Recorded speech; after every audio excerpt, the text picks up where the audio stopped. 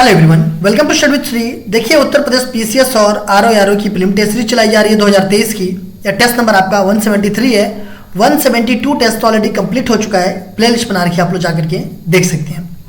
देखिए, अगर आप किसी भी स्टेट पीसीएस की प्रिपरेशन कर रहे हैं, जैसे कि BPSC, MPPSC, Jharkhand PCS, Chhattisgarh PCS, Uttarakhand PCS, Himachal Pradesh PCS या फिर आरएस, तो आप मेरे टेस्ट सीरीज को देखिए, आपको काफ़ी फायदा मिलेगा।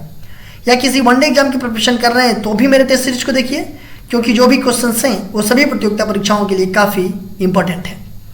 देखिए, जो लोग फर्स्ट टाइम विजिट कर रहे हैं हमारे चैनल पे, चैनल को सब्सक्राइब कर लें। सब्सक्राइब करने के बाद से बेल आइकन को प्रेस कर लें कि मेरी जब भी वीडियो आए तो आपको नोटिफिकेशन मिल जाए। तो स्टार्ट करते हैं।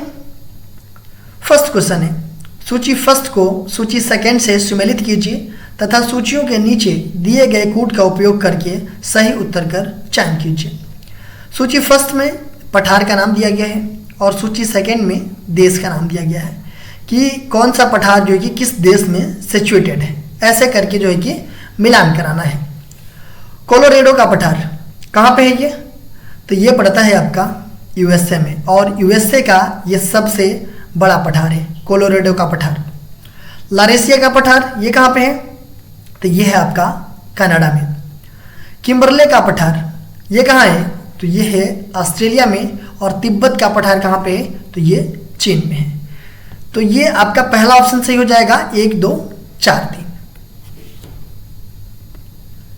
66वें संविधान संशोधन अधिनियम 2002 ने भारत के संविधान में निम्न में से कौन से नए अनुच्छेद अंतः स्थापित किए?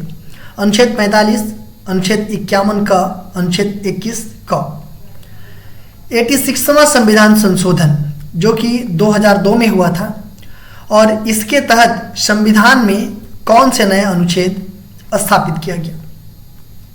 देखिए, अनुच्छेद 45, कोई भी अनुच्छेद है ना जो सीधा सीधा है, ठीक है। मान लीजिए 45 है तो बिल्कुल सीधा है, तो इट मीन्स कि जब संविधान बना था आपका तब से ये है, ठीक है। देखिए, क, ख, ग ऐसे करके जो होता है वो संशोधन करने के बाद से वो ऐड किया होता है, ठीक है। तो इससे तो पहले ही निकाल दीजिए इसको, 45 नंबर अनुच्छेद को। अनुच्छेद 51 का क, अनुच्छेद 51 का क के बारे में अगर हम बात करेंगे तो ये जो है कि कब जोड़ा गया था? तो ये जोड़ा गया था आपका कौन से संविधान संशोधन में? तो ये जोड़ा गया था आपका 42वां संविधान संशोधन में, ठीक है। 42वां संविधान संशोधन में ये जोड़ा गया 1976 में, ठीक है। इसमें क्या किया गया? तो मौलिक कर्तव्यों का समावेश किया गया उस टाइम पे 1976 में, और इसमें 10 मौलिक कर्तव्यों का समावेश किया गया था 1976 में, जो 42वां संविधान संशोधन हुआ था। तो ठीक है, तो ये तो हो गया आपका 76 का है, ठीक है। ये यहाँ बात की जा रही है 2002 का। देखिए, 51 के क में एक और चीज़ें थी कि 10 मौलिक कर्तव्य जोड़े गए थे, बट 2002 में 11वां मौलिक कर्तव्य जोड़ा गया, ठीक है। वो क्या था 11वां मौलिक कर्तव्य? तो 11वां मौलिक कर्तव्य ये था कि सभी माता पिता का ये कर्तव्य है कि वो 6 वर्ष से 14 वर्ष तक की आयु वाले बालक बालिकाओं को शिक्षा का अवसर प्रदान करेंगे, ठीक है। लेकिन इसमें क पहले से ही जोड़ा गया था, ये 1976 में, जो कि 11वां जोड़ा गया। 10 तो ऑलरेडी था, 11वां इस टाइम पे जोड़ा गया था। 21 का क, जो 21 का क है वो जो है कि जोड़ा गया आपका 66वें संविधान संशोधन अधिनियम 2002 के तहत, ठीक है। तो इसमें क्या था? इसमें यह है कि इसके द्वारा 6 वर्ष से लेकर के 14 वर्ष तक के आयु वाले सभी बालक बालिकाओं के लिए निःशुल्क और अनिवार्य शिक्षा देने का प्रावधान किया गया। और ये जो है कि ये फंडामेंटल्स राइट हो गया, क्योंकि आपका 21 फंडामेंटल्स राइट है, तो 21 का क भी फंडामेंटल्स राइट से होगा कि 6 वर्ष से लेकर के 14 वर्ष तक के आयु वाले सभी बालक बालिकाओं के लिए निःशुल्क और अनिवार्य शिक्षा देने का प्रावधान किया गया, ठीक है। अनुच्छेद 45 में क्या है?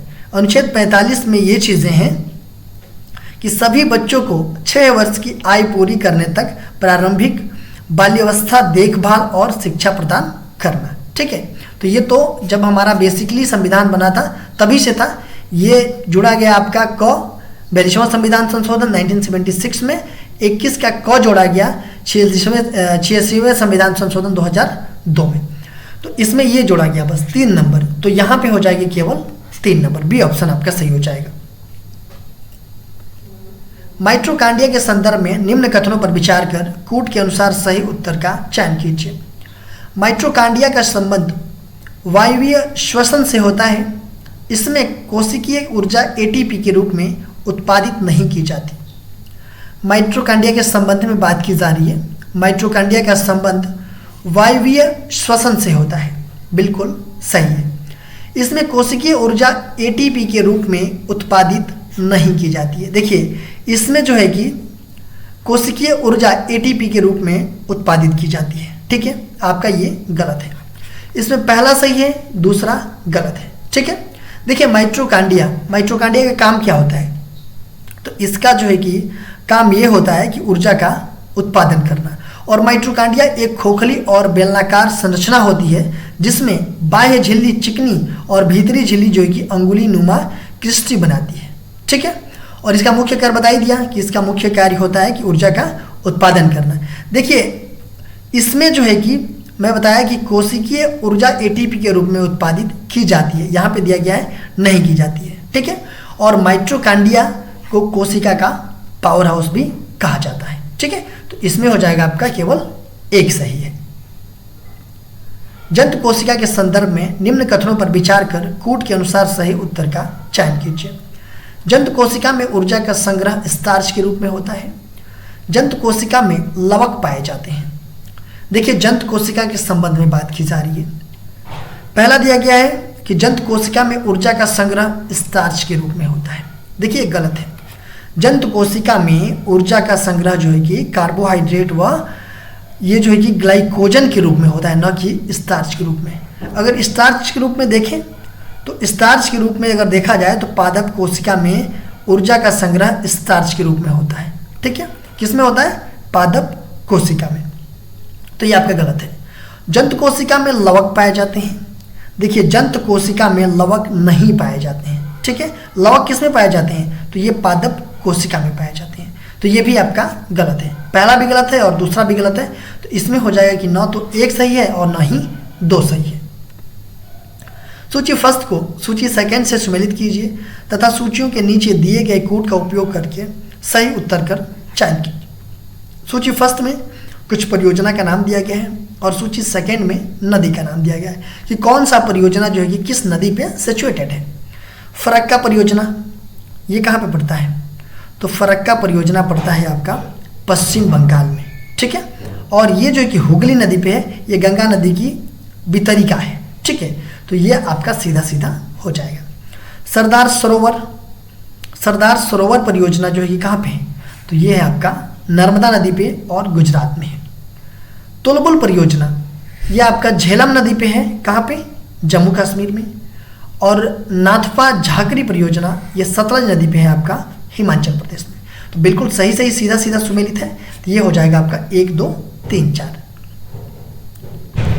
ब्रेन ट्यूमर का पता लगाने में एवं थायराइड ग्रंथि से संबंधित उपचार में किसका उपयोग किया जाता है? Cobalt 60, iodine 131, carbon 14, sodium 24। Brain tumour का पता लगाने में और थायराइड ग्रंथि से संबंधित उपचार में किसका उपयोग किया जाता है? तो ये किया जाता है आयोडीन 131 का। देखिए, कोबाल्ट 60 इसका उपयोग कहाँ पे किया जाता है? तो इसका उपयोग कैंसर के इलाज में किया जाता है। कार्बन 14 ये जो है कि डायबिटीज और एनीमिया से प्रभावित लोगों के उपापचय क्रियाओं का निदान करने के लिए किया जाता है। और सोडियम 24 ये जो है कि रक्त परिसंचरण की क्रियाओं का निदान करने के लिए इसका प्रयोग किया जाता है। निम्नलिखित में से किस अक्रिय गैस का उपयोग धातुओं की वेल्डिंग में, आग बुझाने हेतु एवं विद्युत बल्बों में अक्रिय वातावरण उत्पन्न करने के लिए किया जाता है?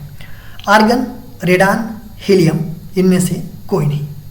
पूछा जा रहा है कि किस अक्रिय गैस का उपयोग धातुओं की वेल्डिंग में, आग बुझाने में और विद्युत बल्बों में अक्रिय वातावरण उत्पन्न करने के लिए किया जाता है? तो किसका किया जाता है? तो ये किया जाता है आर्गन का। देखिए, जो अक्रिय गैस हैं, अक्रिय गैस कौन कौन से हैं? तो अक्रिय गैस है आपका हीलियम, ठीक है, नियान, हीलियम, नियान, आर्गन, फिर उसके बाद से क्रिप्टान, जेनॉन और रेडान।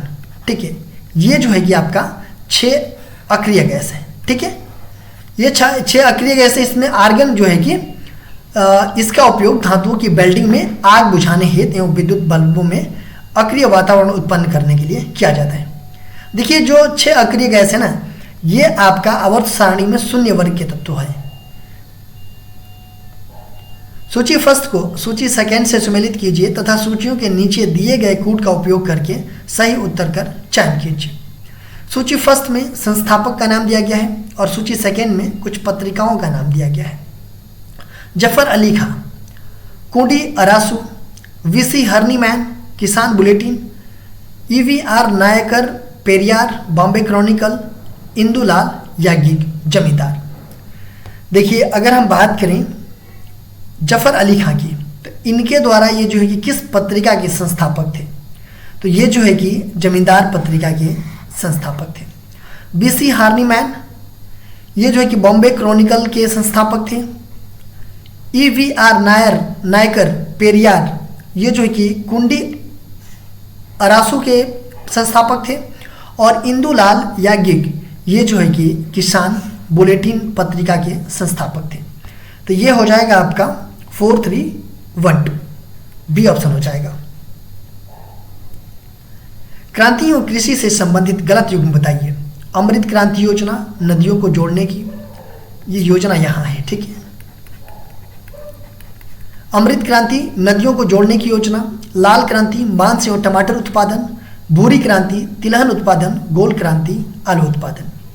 देखिए अमृत क्रांति ये जो है कि आपका नदियों को जोड़ने की योजना है, ठीक है। लाल क्रांति ये किससे संबंधित है, तो ये मांस एवं टमाटर उत्पादन से संबंधित है। भूरी क्रांति ये किससे संबंधित है, तो भूरी क्रांति तिलहन उत्पादन से संबंधित नहीं है। देखिए भूरी क्रांति संबंधित है आपका उर्वरक उत्पादन से, और तिलहन उत्पादन ये पीली क्रांति से संबंधित है, ठीक है। और गोल क्रांति आलू उत्पादन से संबंधित है। तो इसमें गलत कौन सा है, तो यह है आपका सी ऑप्शन। बीटा किरणों के गुणों के संदर्भ में निम्नलिखित कथनों को पढ़कर कूट के अनुसार सही उत्तर का चयन कीजिए। बीटा किरणें धनावेशित किरणों से मिलकर के बनी होती हैं। इन कणों का वेग बहुत अधिक होता है तथा प्रकाश के वेग के लगभग बराबर होता है। बीटा किरणों के संबंध में बात की जा रही है। देखिए बीटा किरणें धनावेशित किरणों से मिलकर के बनी नहीं होती है। बीटा किरणें जो कि ऋण आवेशित किरणों से मिलकर के बनी होती है। तो ये पहला आपका गलत है। और बीटा किरणों का वेग जो है कि बहुत अधिक होता है तथा प्रकाश के वेग के लगभग बराबर होता है। देखिए बीटा किरणें का वेग तो बहुत अधिक होता है, ठीक है, बट प्रकाश के वेग के लगभग बराबर होता है। तो प्रकाश का वेग क्या होता है, प्रकाश की चाल क्या होती है, तो ये होती है आपका, ऐसे बोल सकते हैं 3 लाख किलोमीटर प्रति सेकेंड या 3 × 10⁸ मीटर प्रति सेकेंड, ठीक है। 3 × 10⁸ मीटर प्रति सेकेंड जो कि प्रकाश की चाल होती है, प्रकाश का वेग होता है, ठीक है। तो ये जो बीटा किरणें होती है ये जो है कि इसका बहुत अधिक होता है वेग, और लगभग ये प्रकाश के वेग के बराबर होता है ये। तो ये आपका सही है दूसरा, पहला वाला गलत है। तो इसमें हो जाएगा केवल आपका बी ऑप्शन कि केवल 2 सही है। विभिन्न सुल्तानों द्वारा निम्नलिखित विभिन्न विभागों के निम्नलिखित युग्मों में कौन सा युग्म असत्य है। दीवान ए मुस्तखराज अलाउद्दीन खिलजी, दीवान ए अमीर कोही मोहम्मद तुगलक, दीवान ए खैरात फिरोज तुगलक, दीवान ए रियासत बलबन। देखिए दीवान ए मुस्तखराज ये जो है कि विभाग किसके द्वारा क्रिएट किया गया था, तो अलाउद्दीन खिलजी के द्वारा। दीवान ए अमीर कोही ये मोहम्मद तुगलक के द्वारा क्रिएट किया गया था। दीवान ए खैरात ये फिरोज शाह तुगलक के द्वारा क्रिएट किया गया था। लेकिन दीवान ए रियासत ये जो है कि आपका बलबन के द्वारा नहीं क्रिएट किया गया था, ये अलाउद्दीन खिलजी के द्वारा ये इस पद का सृजन किया गया था। और ये जो दीवान ए रियासत है ये जो है कि वाणिज्य मंत्री होता था। तो ये हो जाएगा आपका डी ऑप्शन।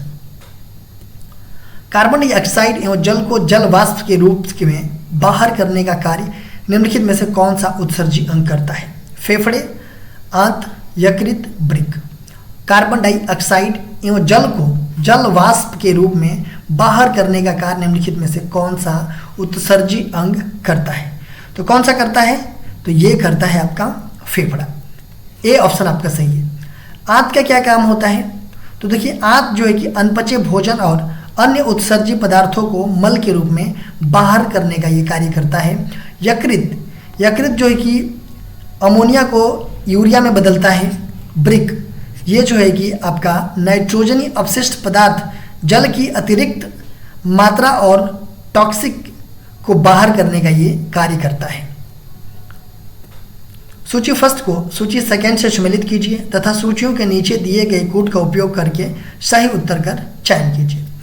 सूची फर्स्ट में कुछ पुस्तक का नाम दिया गया है और सूची सेकंड में लेखक का नाम दिया गया है। ताज उल मासिर, इस पुस्तक के लेखक कौन है?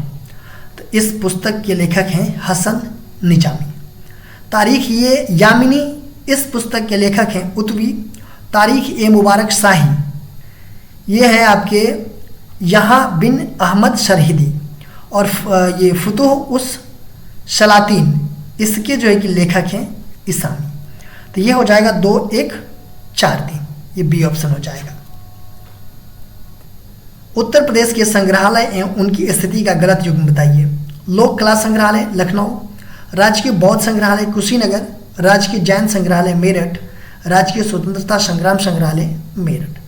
उत्तर प्रदेश में कुछ संग्रहालय का नाम दिया गया है और उनकी स्थिति का गलत युग्म बताना है। लोक कला संग्रहालय कहाँ पे है? तो ये आपका लखनऊ में है। राजकीय बौद्ध संग्रहालय ये कहाँ पे है? तो राजकीय बौद्ध संग्रहालय कुशीनगर में है। राजकीय जैन संग्रहालय कहाँ है? ये मेरठ में नहीं है, ये मथुरा में है। ठीक है। और राजकीय स्वतंत्रता संग्राम संग्रहालय ये आपका मेरठ में, तो गलत है आपका सी ऑप्शन कि राजकीय जैन संग्रहालय मेरठ में नहीं है, ये है आपका मथुरा में। सूची फर्स्ट को सूची सेकंड से सम्मिलित कीजिए तथा सूचियों के नीचे दिए गए कोड का उपयोग करके सही उत्तर का चयन कीजिए।